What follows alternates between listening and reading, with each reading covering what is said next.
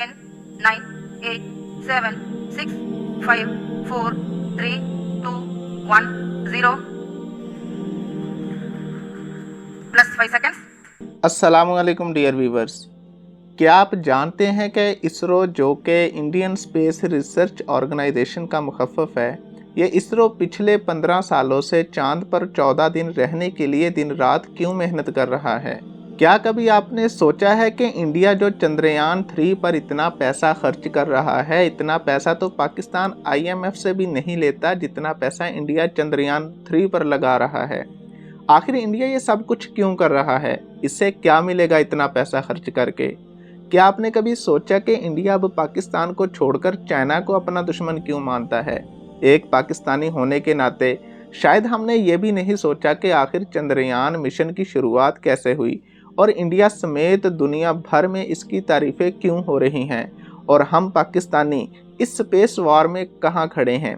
शायद आपको याद हो जब चंद्रयान 2 के मिशन के तहत लॉन्च किया गया लैंडर विक्रम चांद से सिर्फ 500 मीटर की दूरी पर क्रैश हुआ था, तब इंडिया में मोदी और चंद्रयान मिशन टीम के क्या जज्बात थे और हम पाकिस्तानी कोई एक्शन लेने की बजाय खुश हो रहे थे और तंज कर रहे थे। लेकिन क्या हम ऐसा मिशन बनाने में कामयाब हो पाए हैं? आखिर चंद्रयान मिशन 3 पर इंडिया इतना पुरउम्मीद क्यों है? चांद पर लैंडिंग आखिर इतनी मुश्किल क्यों है? इन तमाम सवालात के जवाबात जानते हैं आज की इस वीडियो में। तो आइए चलते हैं आज की वीडियो की जानिब। पेंसरा टीवी की वीडियोस देखने के लिए हमारे चैनल को सब्सक्राइब कीजिए, घंटी के बटन को दबा दीजिए।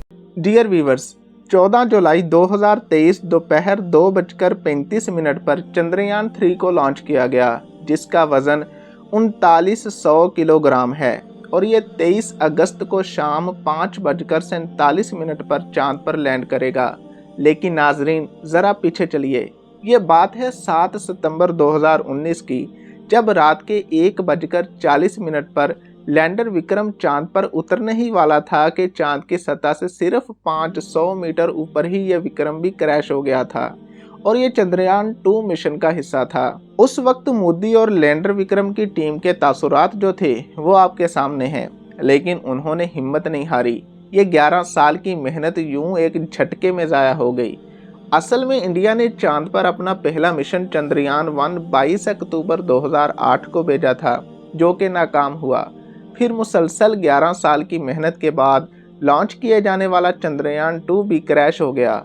चंद्रयान 2 मिशन की नाकामी की बड़ी वजह चांद पर सॉफ्ट लैंडिंग करवाने में नाकाम होना है।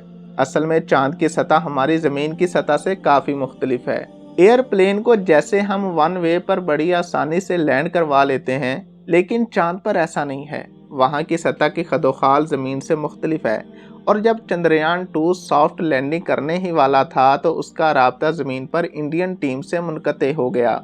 इसका ये मतलब नहीं है कि चंद्रयान 2 बिल्कुल ही तबाह हो गया, बल्कि सिर्फ कनेक्शन डिस्कनेक्ट होने की वजह से हम इसे क्रैश होना मानते हैं। और ये बिल्कुल पॉसिबल है कि चंद्रयान 2 अभी भी अपने मिशन पर गामज़न हो, लेकिन चूंकि ज़मीन से अब कोई राब्ता नहीं रहा, इसलिए चंद्रयान 2 का चैप्टर भी क्लोज हो गया।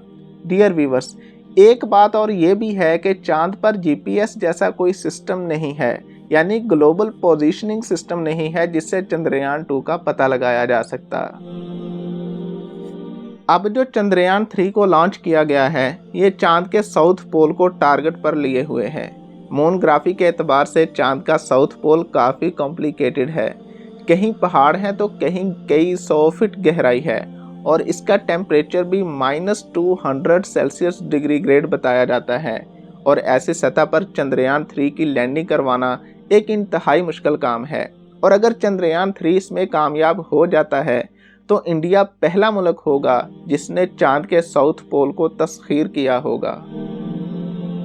डियर व्यूवर्स, चंद्रयान 3 जो कि लॉन्च हो चुका है, अब इसको ये टारगेट दिए गए हैं। नंबर 1, चांद की सतह पर सॉफ्ट लैंडिंग होनी चाहिए, ये आराम से वहाँ अपने कदम रख सके। नंबर 2, दूसरा रोवर को खुद चलकर चंद्रयान 3 से नीचे उतरना होगा। डियर व्यूवर्स, रोवर असल में एक गाड़ी है जिसके 6 पहिए हैं और इसका काम चांद की ज़मीन पर उतरकर वहाँ से मटेरियल को इकट्ठा करना और उस पर साइंटिफिक रिसर्च करना और फिर इंफॉर्मेशन कलेक्ट करना होगा। आखिर इंडिया ये सब कुछ कर क्यों रहा है? डियर व्यूवर्स, क्योंकि knowledge is light, knowledge is power. Chandrayaan 3 mission कामयाब होने के बाद इंडिया के पास वो मालूमात होंगी जो नासा समेत पूरी दुनिया को नहीं होंगी।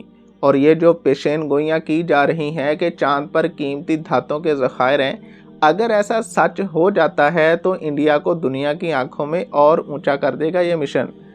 पाकिस्तान के हालात डियर व्यूवर्स जो हैं वो आपके सामने हैं और स्पेस वार में हम अभी बहुत पीछे खड़े हैं। इंडिया का चंद्रयान 3 भेजने का मिशन इसलिए भी था ताकि वो अपने दुश्मन मुल्क चाइना के बराबर खड़ा हो सके।